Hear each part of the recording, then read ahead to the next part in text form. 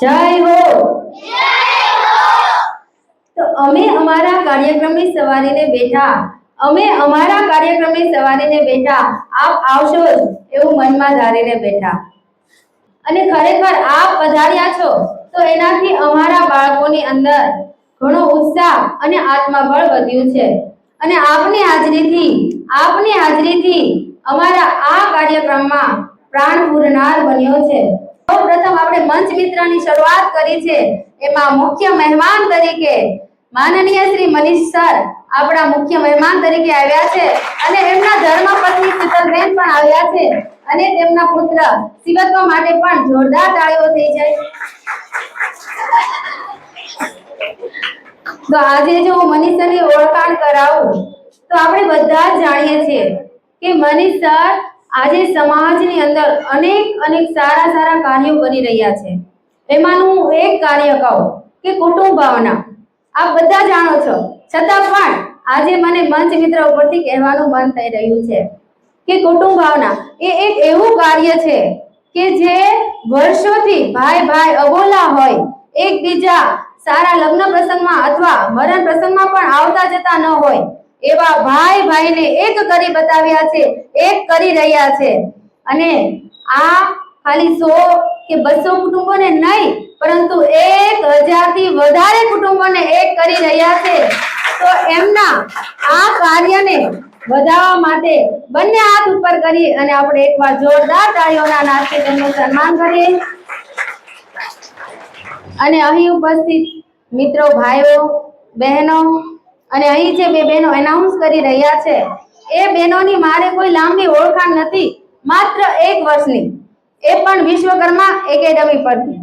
અને એ વિશ્વકર્મા એકેડમીના સ્થાપક છે માનનીય શ્રી મનીષ વગાસિયા.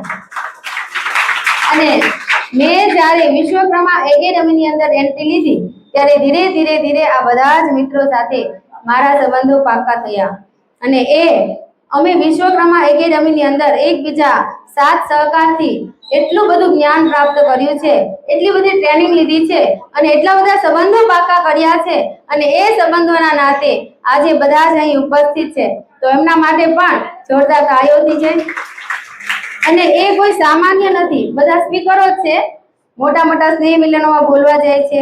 આ ભરત સર છે, એ કતારગામથી છેકથી આવ્યા છે અને એ 18 વર્ષથી જેઓ ગવર્નમેન્ટ સ્કૂલની અંદર જોબ કરી રહ્યા છે અને પેરેન્ટિંગ મીટિંગો બી કરે છે અને બધા મોટા સ્નેહ મિલનમાં બોલવા જાય છે. હું પણ જાઉં છું. અને બીજી વાત એ મારે કરવી છે કે હું જ્યારે આ સ્કૂલની અંદર આવી ત્યારે મને પણ ખૂબ ડર લાગતો અને એક વખત શરૂઆતમાં મારા મમ્મી અને મારા પપ્પા એટલે કે તમારા પ્રવીણ સર કાર્યક્રમની અંદર મારા પપ્પા સ્પીચ આપતા હોય, મારા મમ્મી ગીતો ગાતા હોય ત્યારે મને પણ એવું થતું કે હું પણ સ્પીચ આપું, હું પણ ગીતો ગાઉં. પણ આ સ્ટેજ ઉપર જ્યારે આવીએ ને ત્યારે ખૂબ ડર લાગતો, ખૂબ ડર એટલે એમ થાય હવે મારે સ્ટેજ પર બોલવું જ નથી. પરંતુ મારા પપ્પાએ મને એનો આગ્રહ હતો અને એના આગ્રહને લીધે મને આ સ્ટેજ ઉપર ઊભા રહેતા શીખવ્યું, કઈ રીતે સ્પીચ આપી એ પણ શીખવ્યું અને ત્યાર પછી હું 2-3 સ્નેહ મિલનમાં સ્પીચ આપવા પણ ગઈ અને ત્યાર પછી મારા પપ્પાએ મને એવું કહ્યું કે જો તારે આ ફિલ્ડમાં આગળ વધવું જ હોય, વધારે ટ્રેનિંગ લેવી જ હોય તો તું જા વિશ્વકર્મા એકેડમીમાં. અને ત્યાર પછી મને મનીષ સરની મુલાકાત થઈ, એમની સાથે એમની નીચે હું શીખી અને આ બધા જ મિત્રો એમની નીચે શીખેલા છે અને ખરેખર એટલું બધી મજા આવી કે એની વાત જ નહીં.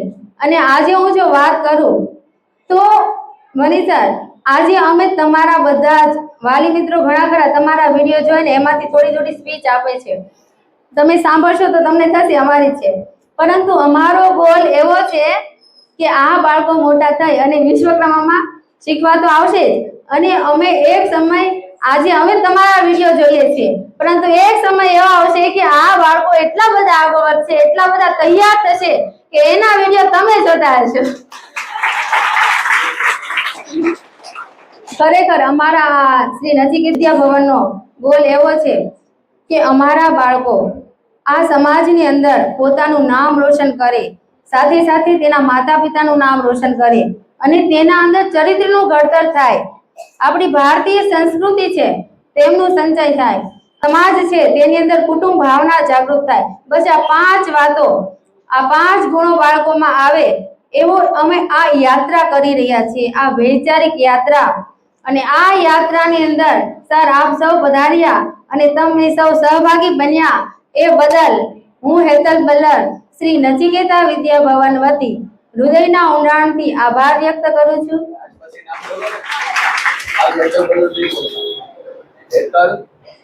સાહિલ બલ્લર. જો કેટલું શીખવા મળે છે.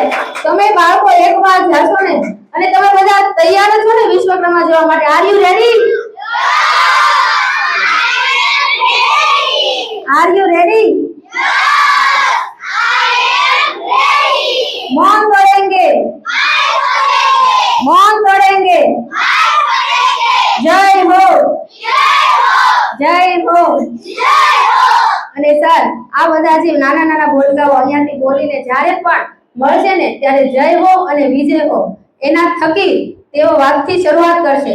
એટલે એમના સપનાને આમ યાદ આવશે કે મારે વિજય હાસિલ કરવાનો છે અને માથામાં સતત થોડી વાગશે કે મારે વિજય હાસિલ કરવાનો છે.